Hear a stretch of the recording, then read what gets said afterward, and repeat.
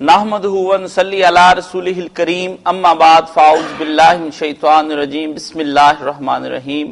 حاضرین و سامعین اکرام، السلام علیکم ورحمۃ اللہ وبرکاتہ۔ پروگرام الدین الخالص کے ساتھ ہم حاضر خدمت ہیں اور معروف دینی اسکالر مفتی محمد اسحاق صاحب تشریف فرما ہیں۔ مولانا صاحب ہمارے ایک دوست ہیں یو کے سے، ڈاکٹر عابد رضوی، انہوں نے پوچھا ہے مولانا صاحب یہ فرمائیں یہ سورہ نجم کا واقعہ معراج شریف سے کیا تعلق ہے، اس کے بارے میں تھوڑی وضاحت فرما دیں۔ ڈاکٹر صاحب نے پوچھا کہ جو سورہ نجم کے شروع میں اللہ تعالیٰ نے قسم اٹھائی ون نجم اذا ستارے کی قسم ہے۔ اب لوگ کئی ترجمے کرتے ہیں، مولانا مودودی صاحب بھی کہتے ہیں ڈوب گیا نہیں، گرا، قسم ہے ستارے کی جب گرا۔ ما ضل صاحبکم وما غوی، تمہارا ساتھی جو ہے نا جس کو اللہ نے تمہارا نبی بنا کر بھیجا، یہ نہ گمراہ ہوا ہے نہ یہ بدراہ ہوا۔ وما ينطق عن الهوى، یہ اپنی طرف سے نہیں بولتا، ان هو الا وحی ہوا، یہ وحی ہے جس کی طرف کی جاتی ہے۔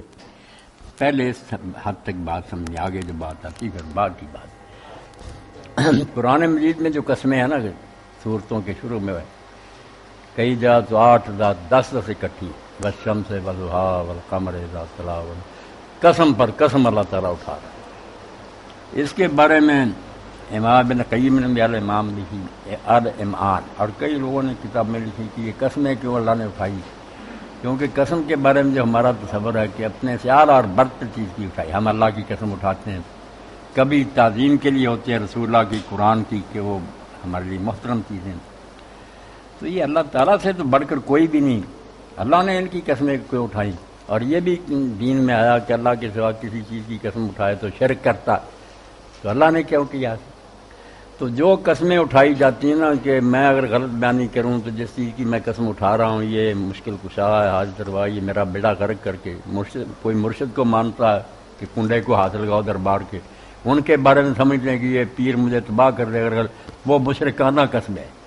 ہم اللہ کی قسم کھاتے ہیں کہ جو میں کہہ رہا ہوں اگر غلط ہے اللہ تو جانتا ہے، وہ مجھے سزا دے، وہ نہیں اللہ کے سوا کسی کی۔ یہ قسمیں جو ہے نا یہ اردو لٹریچر، فارسی، عربی، ہر جگہ یہ اسلوب یا سٹائل ہے کہ نہ یہ تعظیم کے لیے نہ وہ مقدس ہے، یہ شہادت کے لیے، اس کو کہتے ہیں استشہاد اور استدلال کی قسم۔ کہ اگر ہم کہیں نا کہ اس کی سیاہ زلفیں، اس کے چمکتے وہ رخسار، اس کا ایسا لباس، یہ گواہ ہے یہ انتہائی محبوب اور خوبصورت، تو دلیل ہے کہ قسم کا اس کو کھول دیں فکرہ تو یہ کہیں گے کہ اس کی زلفیں دیکھ لو، اس کا چہرہ، تو وہ خود بتا رہا ہے یہ ایسا۔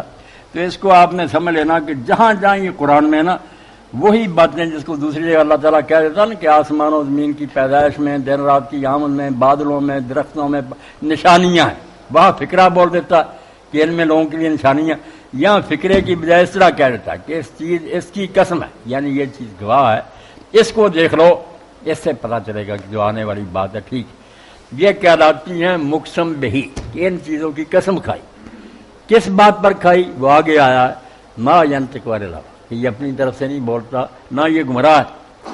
اب کئی لوگوں نے نا ستارہ جو ہے نا ڈوب گیا فلاں، ڈوبنے کی بات نہیں، یہ ٹوٹتے ہیں جو ستارے ان کی، تو یہ قرآن پاک میں کئی جگہ آیا، اور یہ وحی کے ثبوت کے لیے آیا کہ لوگ اگر سمجھتے ہیں نا کہ نبی آپ ہی بنا رہا ہے، شیطان سکھاتے ہیں، یہ قرآن پاک میں بڑی ڈیٹیل سے بات آتی ہے کہ شیطانوں نے آسمان کی طرف کیا جانا، وہ وہاں کی خبر کیا لا سکتے ہیں؟ یہ تو تم کاہن ہو، ڈھونگ رچا رکھا کہ ہمیں جنات نے بتایا، یہ جنات جا سکتے ہیں؟ انہیں تو مار پڑتی ہے۔ اللہ تعالیٰ یہ شہاب ثاقب جو ستارے ٹوٹتے ہیں ان کا حوالہ دیتا کہ وہاں تو بارش ہو رہی ہے، اور ہمیں جو نظر آتا نا ایک آدھ ستارہ ٹوٹا، یہ بہت معمولی ہے، آپ دوربین سے دیکھیں بارش ہے، وہاں پتھر برس رہے ہیں، اور یہ مجال نہیں جنات کی کہ آسمان کی طرف جا سکے۔ اس لیے وہی کو ثابت کر رہی ہے، میری بات پلے باندھے، جب ثبوت دینا ہوتا ہے کہ نبی جو کہتا ہے یہ آسمانی خبریں ہیں، یہ جنات لا سکتے ہیں، وہ تو جا ہی نہیں سکتے، وہ انہیں تو مار پڑ رہی ہے۔ تو ون نجم اذا، یہ ایک ستارہ نہیں کہ قسم ہے ستاروں کی جب وہ ٹوٹ ٹوٹ کر گرتے ہیں، یعنی ان کو دیکھ لو، ان کے ہوتے ہوئے جنات حضور کو قرآن سکھا سکتے؟ بے ایمان کافر کہتے ہیں نا یہ جنات اور شیاطین سکھاتے ہیں، اب اللہ نے کہا مردود جا سکتے ہیں، یہ غیب کی خبریں، پرانے واقعات، ہر بر صحیح، یہ ان کا کام نہیں۔ ون نجم اذا، ستارے جو ٹوٹ، یہاں نجم جو نا جنس ہے کہ جو بھی ستارے ٹوٹتے ہیں یہ خود گواہ ہے کہ شیاطین اور جنوں کی مجال نہیں کہ وہ آسمان پر جا سکیں اور ملائے اعلیٰ کی باتیں سن سکیں، یہ اللہ اور اس کے فرشتوں کا۔ آگے جو بات کہی، چلو سورہ نجم کی بات ہی کریں، معاذ اللہ صاحبکم ومعاذ، ہم ساری عمر حضور کی تعریف کرتے ہیں، اس فکرے سے آگے نہیں کر سکتے۔ زلال کیا ہے؟ علم میں غلط، بات جو کہہ رہا ہے علم بیان کرو اس میں غلط ہو گیا، اس کا علم ہی نہیں درست، یہ زلال ہے۔ پہلا اس کا کہا معاذ اللہ صاحب، جو تمہارا نبی ہے یہ علم میں بھی غلطی نہیں کرے، کتنی بڑی گارنٹی۔ وما غوا، غوایت کیا ہے؟ عمل میں بڑھ جانا، کہ باتیں ٹھیک تھیں زندگی میں عمل نہیں کیا، غلط کام۔ اس لیے فرمایا جو تمہاری طرف نبی بھیجا گیا، یہ آسمان پر جو بارش ہو رہی ہے چاند ماری، اس پر غور کرو، اللہ کا کس طرح مضبوط حفاظتی نظام ہے۔ وہی میں ملاوٹ ہو سکتی ہے؟ اگر سورہ جن میں آپ نے پڑھنا، میں توجہ دلاؤں گا کہ اللہ کہتا ہے جب وہی آتی ہے تو اس فرشتے کے آگے اور پیچھے ہم گاردیں لگاتے ہیں، تو ہم کہتے ہیں ملاوٹ ہو جائے۔ جبریل کے آگے بھی لشکر ہوتا ہے، فرشتوں کا پیچھے بھی ہوتا ہے، اور وہ اس وقت تک نبی کو گھیرے میں لیے رہتے ہیں جب تک وہ کلام صحیح صحیح سن کر یاد کر کے پہنچا نہیں دیتا۔ جب وہ ٹھیک پہنچا دیتا نا، وہ اللہ کا پیغام درست پہنچ جاتا، پھر وہ پیرا ہٹایا جاتا ہے۔ اس لیے وہی کوئی آسان بات یہ سمجھیں جیسے سرکاری خزانہ محکمہ نہر والے مال والے بھیجے نا، اونٹوں پر پہلے بھیجتے تھے انگریز، پھر اس کے ساتھ محافظ ہوتے تھے بندوقوں والے کہ ڈاکو لوٹ نہ لیں۔ یہ وہی کا جو خزانہ نا کہ کلام اللہ میں ملاوٹ ہوگی، دنیا کو ہدایت کیسے ملے، گمراہ ہو جائیں گے۔ تو اللہ تعالیٰ نے فرمایا کہ یہ ٹوٹتے ہوئے ستارے، یہ شہاب ثاقب بارش، یہ سسٹم بتا رہا ہے کہ نبی پر جو اترتا یہ وہی ہے۔ معاذ اللہ صاحبکم، نہ تمہارا نبی اپنے علم میں غلطی کرتا، وما غوا، نہ عمل میں بھٹکتا، اس کا علم بھی جو ہے وہ بالکل 100% صحیح ہے، اور جو کام ہے وہ بھی بالکل درست ہے۔ وما ينطق عن الهوى، اور یہ اپنی طرف سے گھڑی ہوئی باتیں نہیں کرتا، ان هو الا وحی یوحى، یہ وہی ہے جو اللہ کی طرف سے اس پر کی جاتی۔ یہ جو پہلے کلام اللہ کا وہی ہونا اللہ کی طرف سے اس نے بیان کیا، اب پھر آگے بیان کیا کہ یہ سکھایا کس نے، یہ میرا آگے آ گیا معراج والا بھی سارا مل جائے گا۔ پہلے شروع میں جو جبریل ملے اس کا بیان، یہ کس طرح آغاز ہوا اس کلام کا، علمہ شدید القویٰ۔ اب یہ شیعہ دوست کہ تم جبریل کو استاد کہتے ہو، یہاں یار استادی شاگردی کا کیا بات، حضور سبق پڑھنے لگے، پیغام جبریل لاتا حضور کو سنا دیتا، آپ کوئی لاتے ہیں پیغام مجھے دے دیتے ہیں، یہ وہ شاگردی استادی نہیں جس میں کوئی توہین ہو۔ اللہ کا کلام جبریل امین سنتے ہیں، وہ حضور کو آ کر سنا دیتے ہیں، اس کو کہا علمہ شدید القویٰ۔ یہ شیطان نہیں سکھاتے آپ کو، نہ جنات کا یہ کام ہے، یہ وہ فرشتہ سکھاتا ہے جس کو اللہ نے بڑی قوتیں دی، ذو مرہ، اس کا حسن بھی بہت اعلیٰ، فاستویٰ۔ اور آپ نے کوئی یہ نہیں کہ خواب میں یا مغالطے میں دیکھا کہ آنکھوں کو غلط فہمی ہوگی، فاستویٰ، وہ آسمان کے کنارے پر صاف نظر آیا، وہ بالافق العلی، اس وقت جو آسمان کے کنارے پر تھا کتنے 100 پر تھے اس کے، مشرق سے مغرب تک اس نے اصل شکل 2 مرتبہ دیکھی ہے، ایک یہ آئے گا، ایک معراج آ جائے گا۔ ڈاکٹر صاحب نے پوچھا چلو بتا دیں، نہ بھی زیادہ سوال ہو، کام کی بات ہونی چاہیے۔ تو فرمایا کون سا فرشتہ سکھاتا؟ جو سردار ہے فرشتوں کے۔ اسی لیے دوسری جگہ کہا انہ لقول رسول کریم، جس فرشتے کے ذریعے میں کلام بھی اعلیٰ، لانے والا بھی جو ہے نا کاسر، وہ بھی سب سے اعلیٰ چلا، فرشتوں میں سے سب کا سردار اور بہترین ہے۔ تو ذو مرہ، بہت حسین اور خوبصورت، فاستویٰ، وہ صاف کنارے پر، وہ بالافق العلی، بالکل ٹھیک ٹھاک نظر آیا۔ ثم دنا، پھر قریب ہوا، فتدلی، حضور کے بالکل قریب آ۔ اگر وہ آسمان کے کنارے پر ہی پیغام سنا دیتا نا، کوئی سنی بات کوئی نہیں سنی، نہیں، فرمایا بالکل قریب آ کر نا آپ کو بات سنائیے جس کے سننے میں کوئی شک نہ رہے۔ آسمان پر نظر آیا، پھر قریب آ گیا، بالکل پاس پہنچ گیا، فکان قاب قوسین او ادنیٰ، 2 ہاتھ یا اس سے بھی کم کا فاصلہ رہ گیا، بہت قریب، جیسے کاشف میرے پاس بیٹھا، جبریل بالکل پاس، تاکہ ذرا بھی سننے میں کوئی خلل نہ رہے۔ فَأَوْحَىٰ إِلَىٰ عَبْدِهِ مَا أَوْحَىٰ، تو اس نے پھر اللہ کے بندے کی طرف جو وہی کر رہی کلام سنا۔ یہ ہے بدل وہی، شروع کس طرح دین ہوا۔ مَا كَذَبَ الْفُؤَادُ مَا رَأَىٰ، یہ صورت کیسی حضور کی شان، مَا كَذَبَ الْفُؤَادُ مَا رَأَىٰ، آپ نے جو کچھ دیکھا اس میں ذرا کوئی نہ اپنے خیال کی ملاوٹ نہیں، یہ نہیں کہ خیالی چیز یہ آپ کو نظر آ گئی کہ فرشتہ نظر آ رہا، حالانکہ تھا کچھ بھی نہیں۔ آفَتُمَارُونَ وَلَا مَا، اب کافروں بے دینوں سے کہا کہ نام مرادو تم اس بات پر پیغمبر سے جھگڑتے ہو جو اپنی آنکھوں سے دیکھتا. وہ فرشتے کو دیکھتا، کلام سنتا، جیسے آنکھوں والا دیکھے اور اندھا خام خواہ جھگڑے کہ نہیں کچھ نہیں بھائی تو اندھا ہے، وہ سوانکھا ہے. اللہ کا پیغمبر جو اس کو اللہ تعالیٰ نے پردے ہٹا کر سب کو فرشتے دکھائے. میں آفات مارون اور آئی تعجب سے پوچھا کہ ان باتوں میں پیغمبر سے جھگڑتے ہو جو وہ آنکھوں سے دیکھتا. جو کچھ بیان کر رہا اس کی آنکھوں دیکھی بات ہے، سنی سنائی. یہ ہو گیا بیٹا شروع. اب میرا آج آ گیا غلا قدرہ نظراتن پر. ایک مرتبہ پھر آپ نے اس کو دیکھا اصل شکل میں، پہلے ویسے انسانی شکل میں آتا تھا. ساتھ گیا جب سدرۃ المنتہا پر جو اصل اس کا ہیڈ کوارٹر ہے وہاں پھر اصل شکل میں آیا. فرشتہ بے شمار پر، زمین آسمان کے کنارے ڈھانکے ہوئے. یہ بھی کل کوئی سوال کر رہا تھا کہ یار آپریشن حضور کا کیا سنی کہتے ہیں. حالانکہ شیعہ سنی دونوں کتابوں میں آپ کا دل چیرا گیا، مگر بکواس کر دیتے کہ آپریشن کیا اس میں کیا غلطی ہونی. بات سمجھتے نہیں، یہ سارے گروہ حرام تزیاں کرتے ہیں. کوئی نجاست نہیں نکالی، کوئی ایسا گند نہیں تھی اس میں. توبہ توبہ بات سمجھو. اور ایک طرف ہمارے علماء علم نشر اللہ کے صدرک اس کی تشریح کر دیتے ہیں کہ جب آپ کا ہم نے سینہ کھولا، بس سینہ کھولنا اور ہے وہاں نہ یہ کوئی بات بیان کرے سینہ چاک کرنے کی. جو مولوی کرے اس کو کہے تو نادان ہے. شرع صدر اور بات ہے کہ آدمی کا سینہ کھل جائے، یعنی اس کے دل میں جگہ پکڑ لے کوئی بات. موسیٰ علیہ السلام کہہ رہے ہیں رب اشرح لی صدری، میرے رب میرا سینہ کھول دے. من یرید اللہ ان یہدیہ یشرح صدرہ علیہ السلام، جس کو اللہ سیدھی راہ دکھانا چاہتا اس کا سینہ کھول دیتا. جن کے تنگ ہو جاتے ان میں بات گھستی نہیں، کھول جائے قبول کر لی بات. یہ شک صدر ہے. اس کے لیے حضرت بولا کرے سین دو کاف نقطہ جو ہے نا شک سینہ چیز. یہاں کوئی غلط نہیں نکل. ان شیعوں سے بھی کیا سنیے کہ عقل سے بات کیا کرو. وہ ایمان اور حکمت بنا جو سونے کے تھال میں لا کہ آج سونے کے تھال حرام ہے، سونے کے تھال میں کھانا پینا حرام، وہ اس دنیا کے قانون ہے. اگر وہ اپنا نورانی تھال لائے اس میں ایمان اور حکمت تھا، اور وہ بالکل مناسب بات تھی کہ جس دنیا میں آپ جا رہے تھے وہاں تو آپ جاتے بے ہوش ہو جاتے.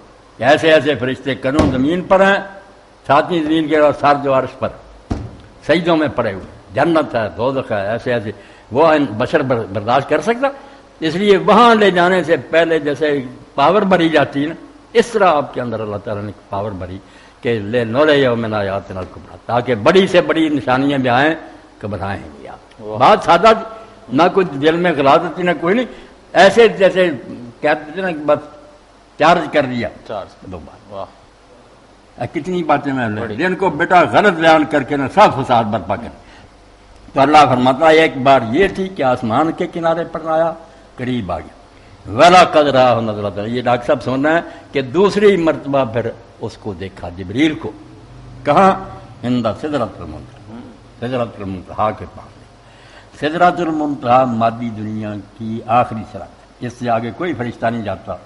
اللہ کی دنیا اللہ جانتا وہاں کیا کیا نہیں، کوئی آگے نہیں گیا. صرف حضور گئے وہاں سے آگے.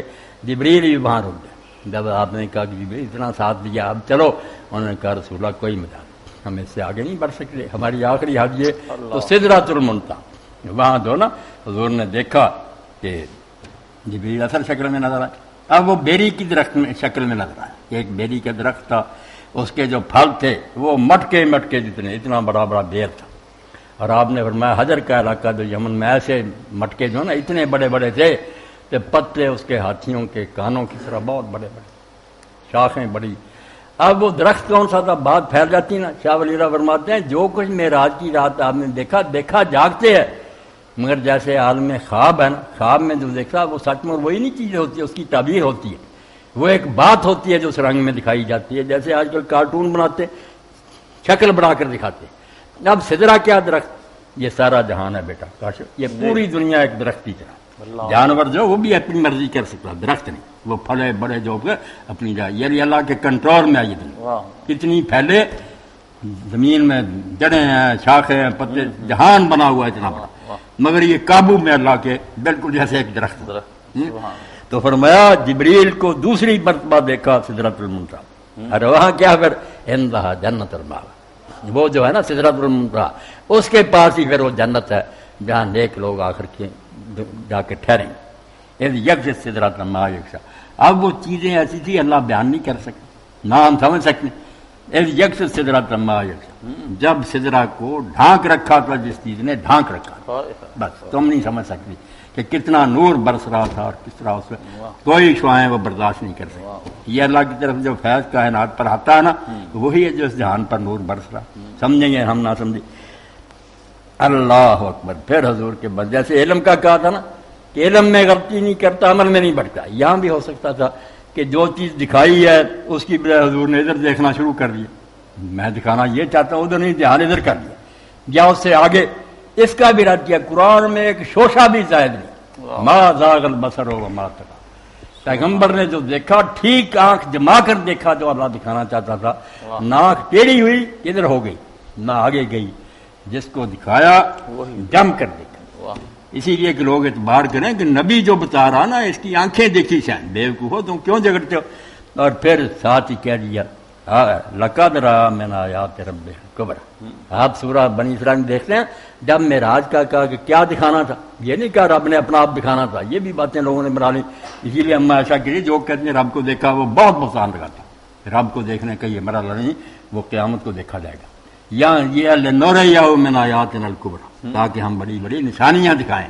یہاں بھی کہا لقد رأى من آیات ربہ الکبریٰ، اپنے رب کی آپ نے بڑی بڑی نشانیاں دی، قدرت کے نشان دیکھے۔ لو میں نے شروع کے جو تھے نا، شروع وہی اور پھر معراج کی رات جبریل علیہ السلام کی ملاقات، یہ ہے ڈاکٹر صاحب سے کہیں اس سورج کا تعلق۔ اور قسم میں اللہ تعالیٰ نے ضمانت دے دی کہ جس طرح ستارے ٹوٹتے ہیں نا اور جنات جو ہم ان کی مجال ہی نہیں آسمان کی طرف سے، اس پر ہی غور کر لو کہ جو نامراد کہتے ہیں کہ حضور بھی کاہن ہیں جنات رکھے ہوئے، جنات بیچارے تو جھوٹ بولتے ہیں، وہ آسمانوں کی طرف کہاں جا سکتے؟ تو چلو ایک سوال کا جواب بھی لمبا ہو گیا، مگر بہرحال اس میں بہت کچھ بیان ہو گیا، اللہ قبول ہوا۔ اور کیا بات ہے؟ ڈاکٹر صاحب انشاءاللہ العزیز پوری سورہ کا ترجمہ اور تفسیر انشاءاللہ مولانا سے ریکارڈ کروائیں گے۔ تو میرا تو ارادہ تھا کہ آج پوری سورہ ہی ہو جاتی، لیکن یہ ہے کہ ہمیں اور لوگوں کے سوال بھی لینے ہیں۔ انشاءاللہ جو تفسیر آئے گی اس میں یہ ساری باتیں انشاءاللہ العزیز آئیں گی۔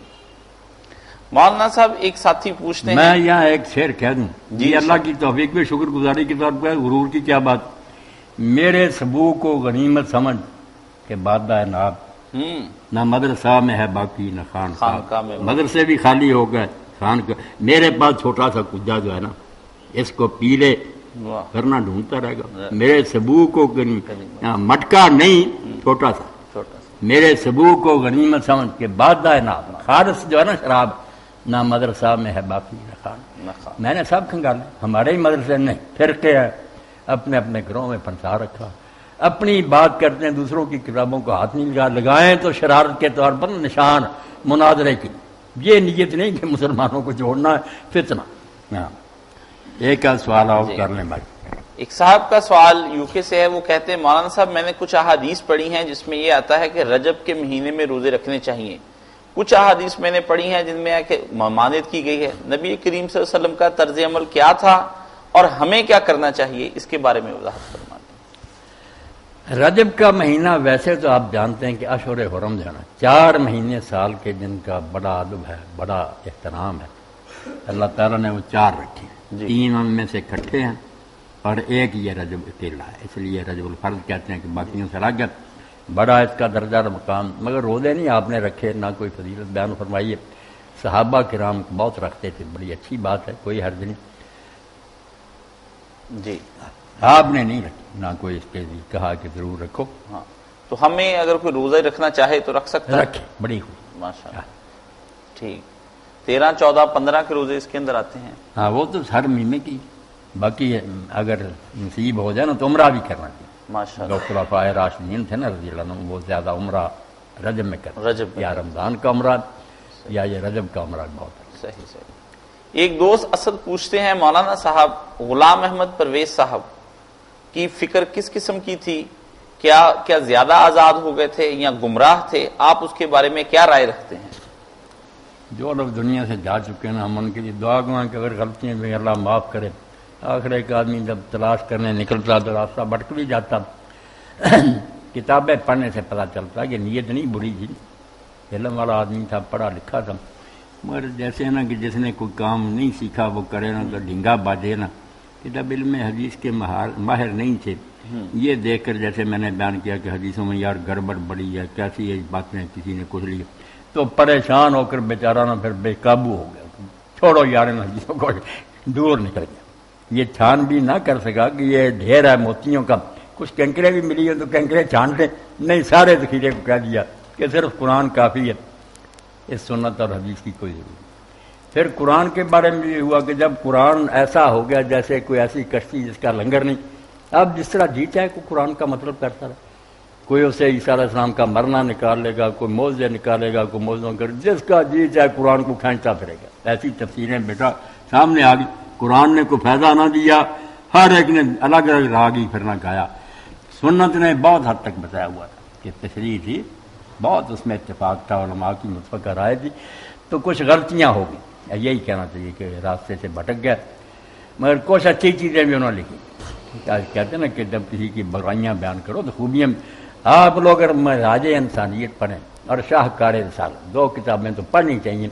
شاہکار رسالت اس نے نا جو نبی علیہ السلام نے بندے تیار کیے، اس میں نمونے کے طور پر حضرت عمر کو چنا کہ حضرت عمر نے اپنے زمانہ حکومت میں، کیونکہ حضرت ابو بکر کا زمانہ تو فتنے دبانے میں گزر گیا نا، جس نے پوری طرح سسٹم چلایا نا، ہر لحاظ سے معاشی، معاشرتی، عدالتی، اسلام کا پورا نمونہ لوگوں کے سامنے۔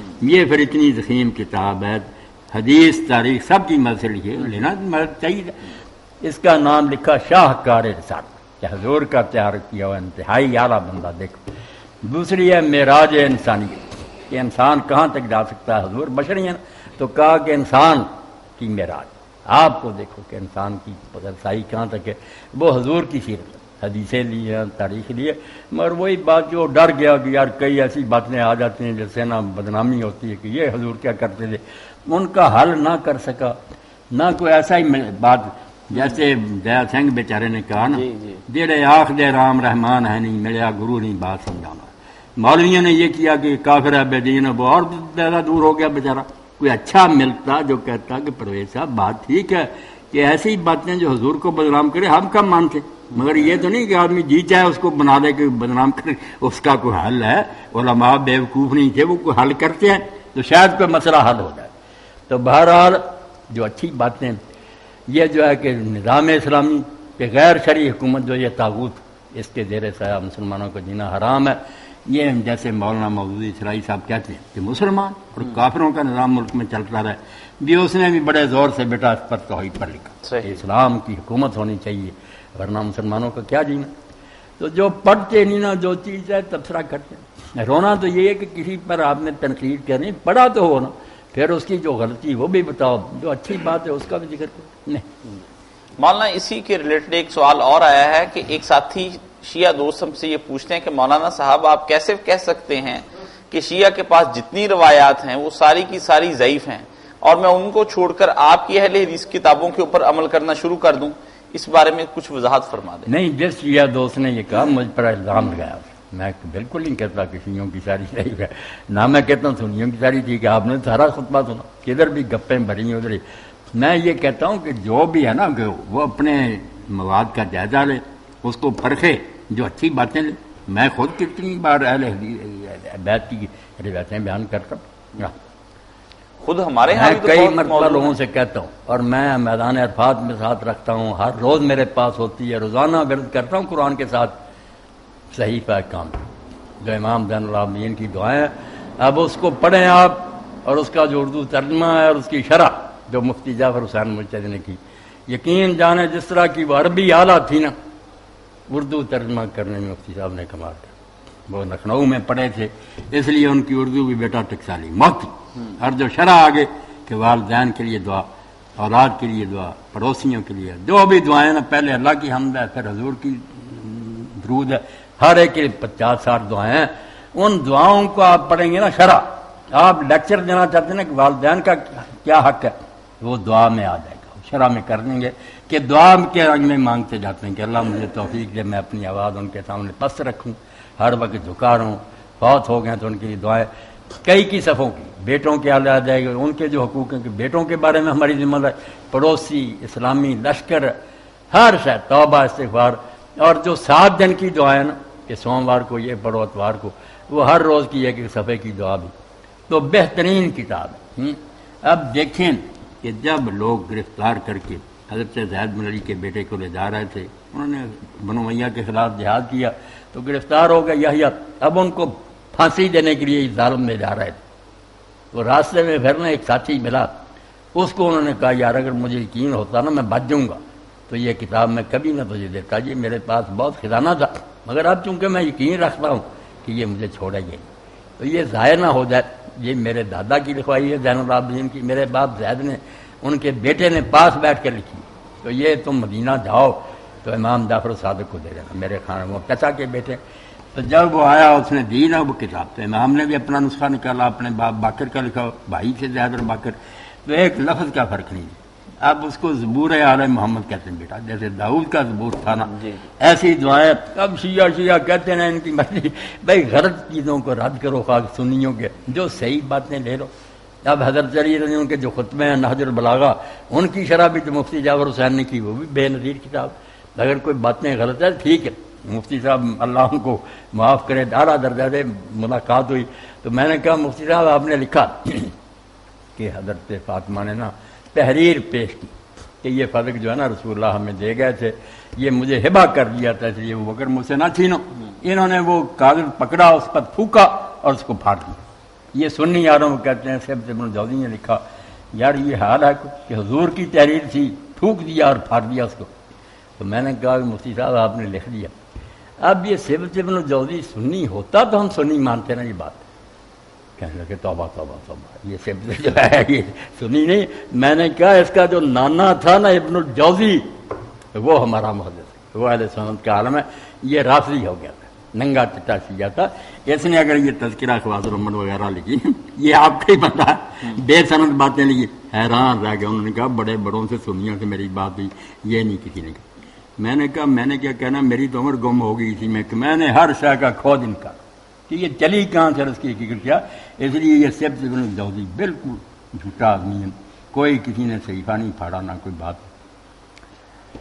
ایک سوال میں نے اور ان سے کیا تھا کہ یہ جو کرتے ہیں جھنڈا اور یہ ماتم اور یہ سارا، یہ کوئی ہے؟ یقین جانے مسجد میں بیٹھا ممبر پر مفتی صاحب نے کہا کہ ہمارے مذہب میں ایک تو ہوتا نا کوئی رائی جس کا پہاڑ بنا، رائی بھی کوئی شیعہ مذہب میں نہیں، یہ گھوڑے اور یہ جلوس اور یہ جھنڈے۔ تو میں نے جب کہا کہ پھر مفتی صاحب روکیں، انہوں نے کہا مولوی صاحب کون روک سکتے، جب قوم میں ایک بات پھیل جائے اس کی مخالفت کون کر سکتا؟ چپ ہو گئے ہم سارے، جانتے ہیں کہ سارا کام غلط، تو آج ہم پھر گونگ ہو جاتے ہیں نا، بول نہیں سکتے۔ یہ دلیری کون کرے؟ ہر کوئی یہ برداشت کر سکے کہ ساری دنیا اس کو گالیاں دے رہا ہو، بیچارہ کہ نہیں جو حق ہے وہ میں نے کہہ نا۔ کتابیں اچھی ہے، شرح نہج البلاغہ اور صحیفہ کاملہ کی شرح پڑھنے پڑی۔ ایوب طارق پوچھتے ہیں مولانا صاحب یہ وطر پڑھنے کا صحیح طریقہ کیا ہے اور آپ کیسے پڑھتے ہیں؟ وطر پڑھنے کے طریقے تو ٹھیک ہی ٹھیک ہے، میں کیوں کہوں یہ نہیں ٹھیک کہ جو حضور سے ثابت ہے، کسی صحابی سے ثابت ہے، کوئی ایسی بات نہیں۔ مگر جو کھرا اور پکا ہے نا جس میں شک نہیں، وہ یہ ہے کہ آپ یا تو ایک ہی رکعت پر بات کر دیں، زیادہ نہ پڑھیں، اللہ اکبر کہہ کر الحمد شریف کو اللہ سورت پڑھیں، اس پر ہی اتحیات پڑھ کر سلام کہہ دیں، ایک معاملہ ختم، وطر ہو گیا۔ اگر ایک سے زیادہ پڑھنا چاہتے ہیں، 3، 5، 7، وطر کا مطلب ہوتا ہے طاق، جو 2 پر تقسیم ہوتا ہے، شفع جفت جس کو ہم کہتے ہیں، 2، 4، 6، 8 یہ ہیں شفع، والشفع والوتر۔ 1، 3، 5، 7، 9، 11، 13 یہ جتنے جاتے ہیں نا کہ 2 پر تقسیم نہیں ہو، ایک بڑھ جاتا ہے، یہ وطر کہہ رہا تھا۔ تو ایک پڑھیں، زیادہ پڑھیں، زیادہ پڑھیں گے تو پھر 2 پر سلام، ایک الگ، 3 پڑھنی، 2 پڑھ کر تحیات درود شریف دعا سلام، ایک اٹھ کر پھر اکیلی پڑھ لیں، اللہ اکبر کہیں، سبحانک اللہ، الحمد شریف ساتھ قل اللہ، اس پر ہی سلام۔ 5 پڑھنی ہے، 2 پھر 2 پھر 1، 2 کر کے مسنا 2 پر سلام پھیرتے جاؤ، 1 رکھتے لگ 11 بھی پڑھنی تو 5 جو رکھیں 10 رکھتے ہیں 2 کر کے، 1 اکیلی، بس یہ ہے وطر کا اصل طریقہ کہ 2 اور پھر برکاتیں واحد، آخر میں کہ طاق کرنا جفت نہ رہیں، 1 رکعت ساتھ میں رہا دو، اللہ اکیلا ہے، وہ پھر توحید بن جائے گی، سارے جوڑے ختم، وحدہ اللہ۔ اور 2 وطر اللہ نے اپنے نبی کے ذریعے دے دیے ہمیں، ایک رات کا وطر ہے، ایک دن کا وطر ہے۔ دن کے وقت ہم فجر ہونے سے لے کر پڑھتے جاتے رکھتے ہیں، فجر پڑھی، ظہر پڑھی، عصر پڑھی، جب دن کا اینڈ آیا جس کو مغرب کہتے ہیں وہاں 3 رکھتے رہے، مغرب کی نماز پھر 2 نہیں رہی نہ 4، 3 بنا دی کہ ساری کے ساتھ جب 3 مل جائیں گی سب رکھتے ٹاک بن جائیں گی۔ رات کو پڑھو، پھر عشاء پڑھو، تہجد پڑھو، پڑھتے جاؤ، جب سمجھیں کہ اب ختم کرنا ہے آخر میں پھر 1 رکعت پڑھ دو تاکہ وہ بھی جوڑے ختم ہو جائے، آخر میں پھر تاک رہ جائے۔ اور طریقہ الگ رکھ لیا کہ مغرب کی نماز اکٹھے، مگر جو رات کی ہے وہ بھی اگر ملا کر پڑھیں تو مغرب کی طرح ہی بن گئی۔ پھر یہ کہا کہ مغرب کی 3 اکٹھی پڑھو، یہ 2 الگ اور 1 الگ۔ جو کھرا مسئلہ نا صحیح حدیثوں کی روشنی میں وہ بتا دیا میں نے۔ ابن عمر اسی لیے 2 پڑھ کر بات بھی اگر کسی بھی کرنی ہوتی کر لیتے، 1 رکعت پھر اکیلی پڑھ۔ مولانا صاحب اس سلسلے میں یہ بھی بتا دیں کہ کیا 4 رکعتیں ہم عشاء کی پڑھ کے اس کے ساتھ ہی اس کے بعد 1 وتر بھی پڑھ دیں، ختم کر سکتے ہیں نماز؟ ہاں، اگر صحابہ کرام میں سے دیکھنا حضرت صاحب نے یہ کہا، حضور کے ماموں بھی ہیں، 10 جنتی صحابہ سے ہیں، ایران فتح کیا انہوں نے، جو 6 آدمیوں کی کمیٹی خلافت کے لیے اس میں بھی جن، تو حضرت صاحب بن نبی وقاص نے میرے بھائیوں 5 رکعتوں سے زیادہ عشاء کبھی نہیں پڑھی، 4 فرض 1 سنت بھی کوئی نہیں پڑھی۔ حضرت ابن مسعود نے ایک دن کہا کہ یہ کیا کرتے، اس نے کہا یار فرض ہی ہوگا، وتر بھی ختم ہو گیا، اب صبح اٹھوں گا تو پڑھ لوں گا، ورنہ دونوں سے فارغ، تجھے کیا اعتراض ہے؟ انہوں نے ان کے وراثت کے ایک مسئلہ پر کہا کہ تم اتنی دور کی دادیوں نانیوں کو وراثت دلاتے ہو، ایسی وراثت کے قانون تم نے میرے وتر پڑھنے پر تو اعتراض کیا؟ تو 5 رکعتیں پڑھ لے ٹھیک، زیادہ کر لے تو 4 فرض 2 سنت 1 وتر پڑھ لے، زیادہ پڑھنے تو پھر وہی بات 2 3 کر کے پڑھتے جائیں۔ صحیح سے وہ تہجد اگر آپ سمجھیں نا کہ آج اٹھا نہیں جائے گا تہجد کی وقت، پھر ساتھ ہی پڑھ لیں تب بھی ٹھیک ہے، 4 فرض 2 سنت پڑھ کر 1 3 5 7 جتنے وہ تہجد ہی ہے۔ اگر اٹھ کر پڑھیں تو اس کا نام تہجد، تہجد حجود سے نکلا، حجود نیند، تہجد نیند توڑنا، سو کر اٹھے تو نام ہو گیا تہجد، اگر پہلے ہی پڑھ لی تو قیام اللیل، تہجد نہیں قیام اللیل، نماز ایک ہی ہے۔ عشاء کی 2 سنتوں کے بعد جو آپ نے پڑھنا نا، پہلے وقت پڑھیں، آدھی رات پڑھیں، بعد میں پڑھیں، یہ سب اب قیام اللیل تہجد ہی سمجھ لیں۔ جی اسی کے ساتھ ہم آج کا پروگرام ختم کرتے ہیں۔ خوش رکھے اللہ پاک سب، الحمدللہ رب العالمین۔ سب دعا کریں کہ